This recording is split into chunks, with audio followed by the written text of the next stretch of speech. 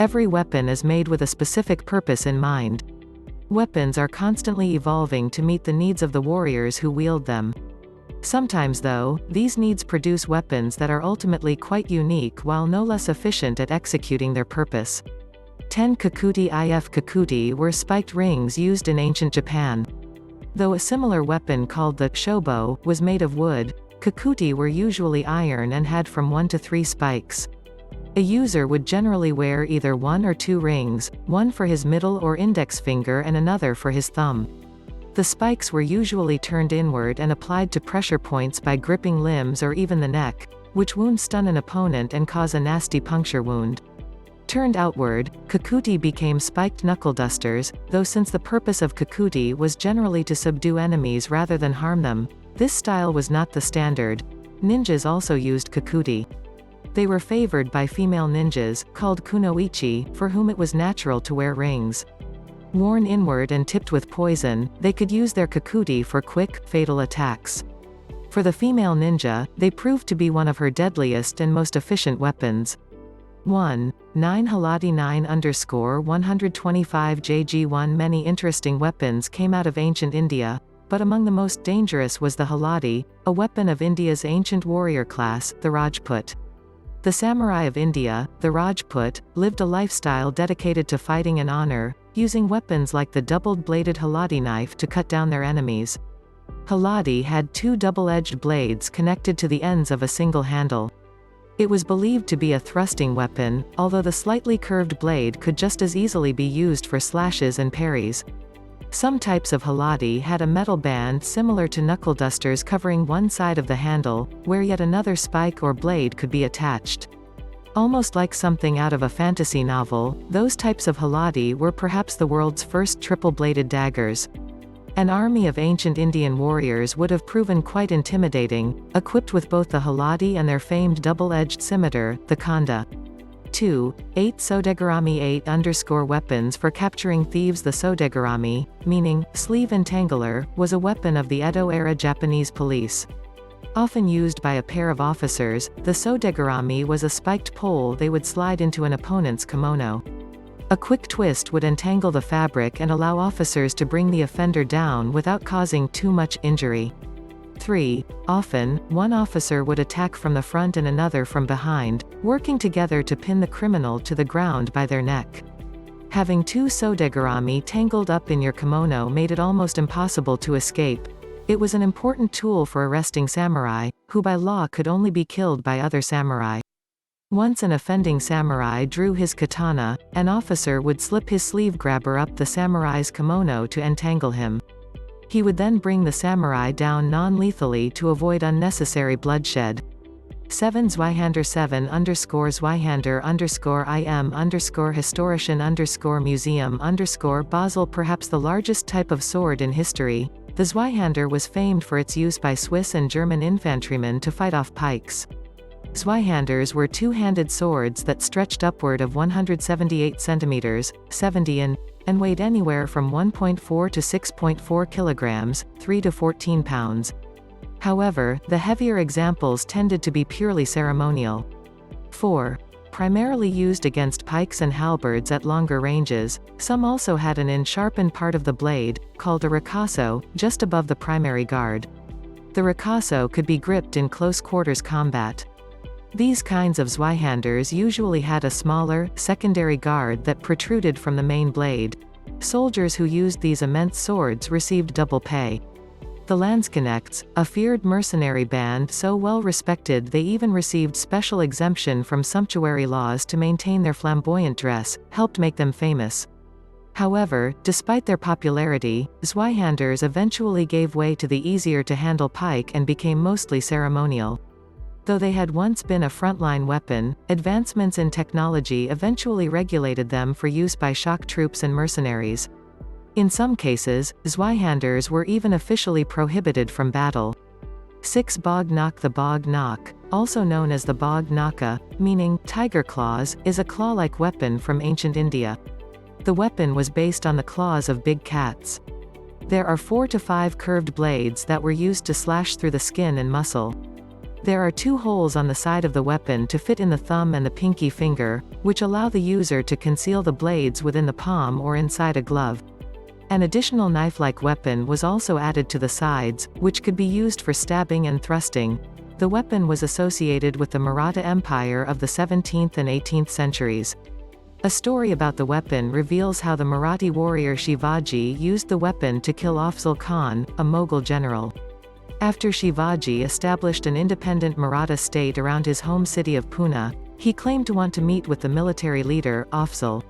Shivaji secretly put on a chain mail shirt under his clothing, concealing a dagger in his left sleeve and a bog knock in his right hand. When the 2 leaders met in a pavilion between their armies, they went to formally embrace each other in unarmed peace. At this point, Shivaji stabbed Afzal Khan in the stomach with the bog knock, then the dagger, and stole his sword as a trophy. Shivaji's descendants still possess this sword. 5. Fire lance. If developed in ancient China, the fire lance was a spear-like weapon that fired a projectile with gunpowder. The earliest form was a simple bamboo tube packed with sand that was strapped to a spear. Such a weapon would have been able to blind an enemy and give the wielder the advantage in close-quarters combat. As the technology evolved, though, fire lances started to incorporate shrapnel and poison darts. But explosions strong enough to launch these projectiles required stronger housings, and fire lances began to be made first of a strong type of paper and then finally metal. Accounts also describe a weapon called a fire tube, being used as a flamethrower to shower enemies with flames that were 3.5 meters, 12 feet tall. Further developments led to poisonous chemicals being mixed with the explosive mixture, which would cause the unfortunate victim's burns to go septic. Less of an explosion and more of a steady stream of flame, weapons like these would belch poisonous fire for an estimated 5 minutes before burning out. 6. 4 Atlatl 4_px atlatls, _17 to 12 kya, _upper_ from _la Madeline rock shelter, _lower_ from _la moss _dezil, France Houston museum of natural science DSC 02033 Stone Age dart weapon. The ATL was the precursor to the bow and arrow. While spears could only be thrown at limited speeds and distances, ATL could launch darts at over 160 km per hour, 100 miles per hour. It was a deceptively simple weapon, nothing more than a handheld stick with a protrusion or notch at one end where a dart could be set. Yet despite their simplicity, ATL were so effective that it's even been theorized that they contributed to the extinction of the woolly mammoth they were used to hunt. 7. The weapon's speed came from its flexibility. Both the ATL and the dart were made of flexible wood. The 2 parts bent simultaneously when the ATL was fired, which allowed the energy stored in each to launch the dart at very high velocities. Archaeological evidence tells us that the use of the ATL was also widespread, with examples found in every inhabited continent except Africa. Though they were eventually replaced with the easier-to-use bow and arrow, the ATL stood the test of time, being used by the Aztecs even as late as the 1500s. 3 Kopesh 3_Egypta_Louvre_132_ Arme. Although sometimes called a sickle sword, the ancient Egyptian kopesh was more of a cross between a sword and a battle axe. During earlier Egyptian times, the mace represented ruling power, but the kopesh's deadliness on the battlefield eventually made it the preferred status symbol of Egypt's elite. Even Ramses II was depicted wielding one. 8. A Bronze Age weapon, the kopesh was usually cast out of a single piece of bronze and could be quite heavy. It's believed to have been an Egyptian adaptation of a large, two-handed weapon similar to a war axe, imported from Canaan and Mesopotamia. The blade had a pronounced curve, like a sickle, though only the outside edge was sharpened. Much like the battle axe, the kopesh could be used as a hacking weapon, though its shape also made it efficient at slashing. The inner part of the curve was equally functional and could trap an arm or yank away an opponent's shield. Some had small snares for that very purpose. 2 Shuttle 2_DSC_0021. Unlike the khopesh, the shuttle was a true sickle sword once used in ancient Ethiopia. Its shape made it extremely difficult to block with another sword or even a shield. Shuttle would just curve around it to puncture the defender.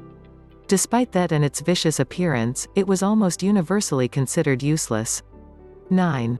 The hilt was too small for a large, scythe-shaped blade, making it an unwieldy weapon to hold or aim properly. Fighting with a shuttle proved quite difficult. Because of the shape of the blade, even drawing it from its scabbard was somewhat awkward.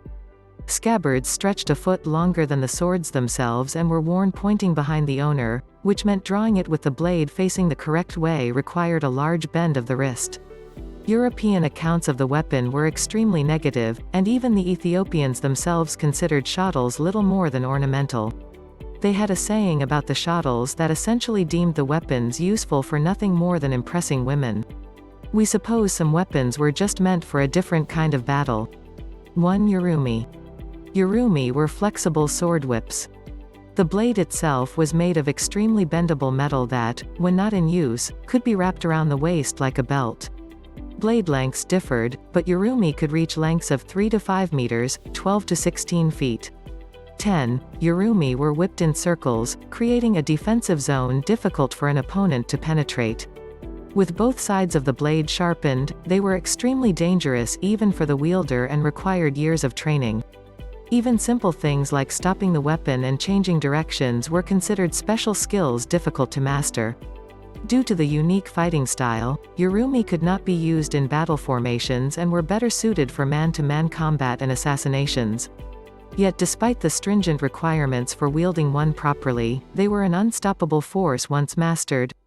Parrying proved almost useless against an urumi because even if an opponent tried to stop it with a shield, the urumi would just bend around it to strike.